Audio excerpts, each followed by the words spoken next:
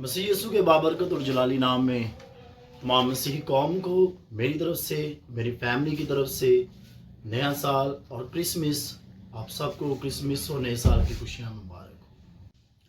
नहायत ही अफसोस हुआ है आज इस मुद्दे के लिए मैं एक छोटा सा वीडियो बनाने जा रहा हूँ कि एक मौलवी साहब, मौलाना साहब, जो हमारे भाई हैं, मसीहत हमें अमन का पैगाम देती है और इसलिए हम उसे भाई कह रहे हैं क्योंकि मसीहत अमन चाहती है और हम अमन के बासी हैं और अमन से इस पाकिस्तान में रह रहे हैं।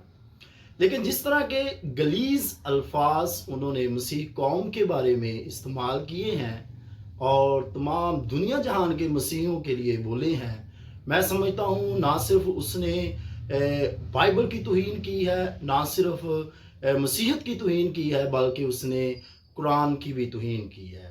क्योंकि कुरान मजीद जो है वो तौरात, ज़बूर और अंजील मुक़द्दस को एक्सेप्ट करता है, लेकिन ये शख्स जो है इसमें बहुत सारे इस पर ब्लेम लगा रहा है, इस पर इल्ज़ामात लगा रहा है।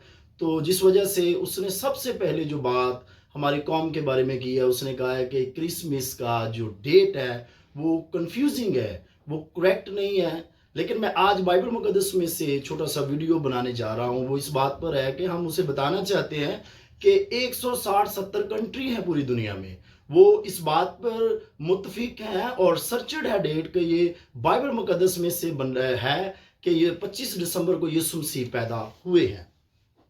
लुका कलाम मुक़द्दस में से हम देखते हैं कि लुका उसका पहले बाब 5 से अगर हम 56 तक अगर हम वर्ष तक उसको रीड करते हैं तो वहाँ पर ज़िक्रिया की खिदमत का एक छोटा सा हमें पैटर्न नज़र आता है। एक छोटा सा वहाँ पर हमें सारा वो पार्ट नज़र आता है कि जिसमें उसने खिदमत की है। लिखा है कि काहन जो था, ज़िक्रिया काहन, हैकल में खिदमत की।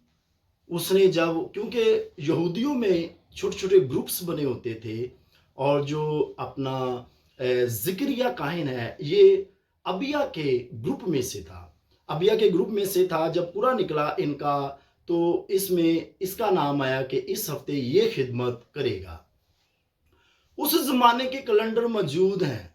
मैं मौलाना साहब से को बता देना चाहता हूँ कि उस ज़माने के कैलेंडर आज भी मौजूद हैं और जिसमें ये बताया गया है कि राउंड अबाउट ज़िक्रिया काहन ने जो खिदमत अंजाम दी है वो सितंबर का महीना था और वो लास्ट डेट्स पे उसने खिदमत सर अंजाम दी। और इसके बाद देखते हैं कि जब ज़िक्रिया ने वो खिदमत सर अंजाम दी तो वो अपने घर गया तो उसकी बीवी जो अलिशबा है हामला हुई, उसको खबर मिली कि वो हामला है।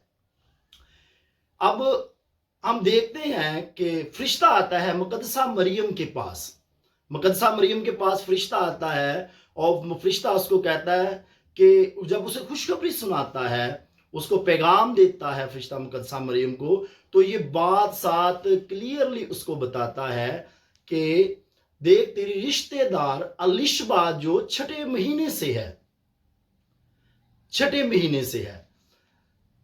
कैलेंडर मौजूद है जिसमें पता ये एग्जैक्ट रिपोर्ट मिली और उस ज़माने में यहूदियों ने, मसीहों ने जो वो डेट कंफर्म की, उसमें रिकॉर्ड में देखा उन्होंने कि ये 25 दिसंबर के लास्ट दिनों में उसने खिदमत अंजाम दी और वो घर गया तो वो हामला हुई।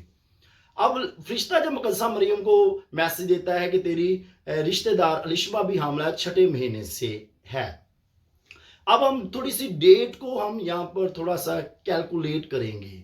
देखिए सितंबर से अगर वो 25 सितंबर को वो खिदमत सर अंजाम उसने की है, लास्ट डेट पर घर गया तो उसकी बीवी हामला हुई और फरिश्ता मिल पैगाम देता है मुकद्दसा मरियम को तो वो 6 महीने से हामला थी।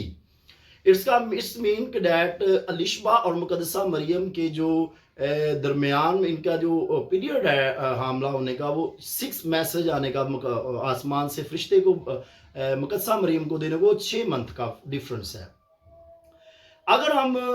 अगर ज़िक्रिया 25 सितंबर को घर गया, 25 सितंबर से सितंबर, अक्टूबर, नवंबर, दिसंबर, जनवरी, फरवरी और मार्च, इसका मतलब 6 महीने पूरे होते हैं 25 मार्च को। और कैलेंडर मौजूद हैं जो मसीही कलीसिया اس زمانے کی جو مسیح کلیسیا تھی ان کا بلیو تھا، ان کا عقیدہ تھا، ان کا ایمان تھا کہ 25 مارچ کو مقدسہ مریم کو خوشخبری ملی. 25 مارچ کو مقدسہ مریم کو خوشخبری ملتی ہے جب، تو یہاں سے ہم 9 منتھ کا ٹائم پیریڈ گنتے ہیں. مارچ، اپریل، مئی، جون، جولائی، اگست، ستمبر، اکتوبر، نومبر اور دسمبر، یہ 9 منتھ پورے ہوتے ہیں. 9 منتھ پورے ہونے کے بعد اگر 25 مارچ کو فرشتے نے پیغام دیا تو 25 دسمبر کے یسوع مسیح کی پیدائش کا دن جو ہے یہ وضع حمل کا مقدسہ مریم کا دن واضح معلوم ہوتا ہے.